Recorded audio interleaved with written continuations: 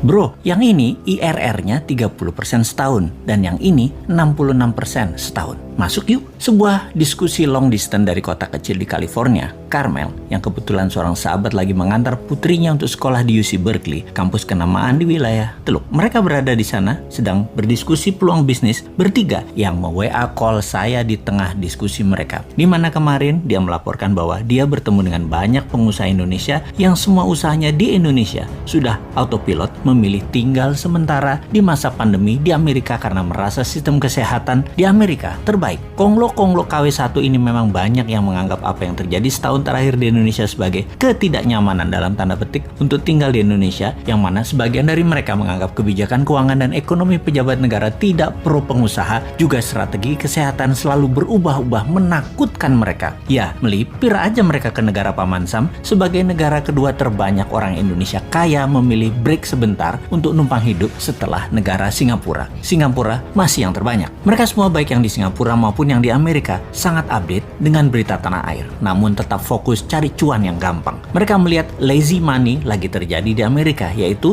taruh duit bermalas-malasan berinvestasi di berbagai bidang, semuanya lagi mudah dan menguntungkan. Di sanalah mereka nongkrong. Bener deh, kata mereka, kalau kita mau dapat cuan yang besar ya follow the money, ya ke Amerika sekarang. Maka ketika 3 orang sahabat lagi diskusi, yaitu mereka orang Indonesia yang lagi neduh di Amerika tersebut, menawari peluang tersebut ke saya. Semangat saya yang hampir lesu gara-gara nungguin PPKM menjadi nyala kembali mendengar informasi mereka tersebut. Sungguh menunggu ketidakpastian dengan strategi mingguan kayak dagang tahu bulat digoreng mendadak itu ngeselin. Tiap minggu diperpanjang enggak? Ya diperpanjang dong, masa enggak? Kita ini dalam berdagang perlu kepastian dan hasilnya PPKM diperpanjang terus membuat mati gaya bisnis retail dan kehidupan kelas bawah serta menengah. Padahal sudah pada taat semua, di rumah terus. Jujur, dalam hati pernah berkomen, "Mbok sekalian aja PPKM level 10 langsung 2 tahun gitu. Covid pasti mati dan rakyat mati kabeh sekalian." Strategi pejabat goreng dadakan kayak tahu bulat memang mending tinggalin aja nih negara, pergi ke negara yang iklim investasinya baik. Itu kata KW1, KW2, konglomerat itu yang merantau ke negeri orang. Kalau kita mah enggak, cinta tanah air gitu ya. Kemudian dia pun mengingatkan, "Bro, yang IRR-nya 30% ini gila ini mah. 3 tahun udah balik modal. Masih punya aset produktif lagi." Saya bertanya melalui konkol suara 4 orang, model bisnisnya bagaimana? Apakah memenuhi semua kriteria kita? Apa enggak? Maka satu orang yang paling top bertanya, "Kriteria kamu semua itu emangnya apaan?" Yang kemudian dijelaskan oleh mitra saya yang mengantar putrinya kuliah di UC Berkeley dengan berkata, "Gini bro, si Bosman ini kalau investasi, dia punya 3 kriteria. Ciri bisnis yang dia suka. 1, disruption. Model bisnisnya harus menggugurkan peraturan-peraturan yang membuat industri tidak efisien.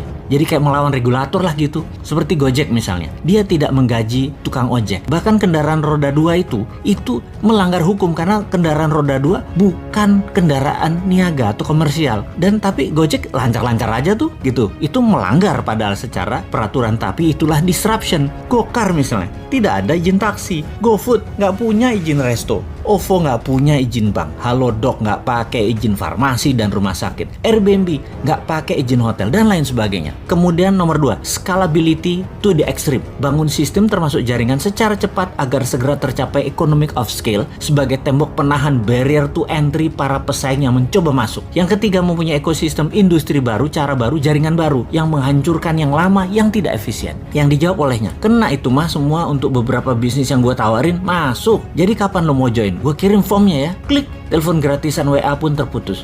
Ngomong bisnis miliaran pakai jaringan gratisan tergantung wifi ternyata masih juga gue pakai nih ya. Dasar deso. Tapi itu kan prinsip bisnis light asset.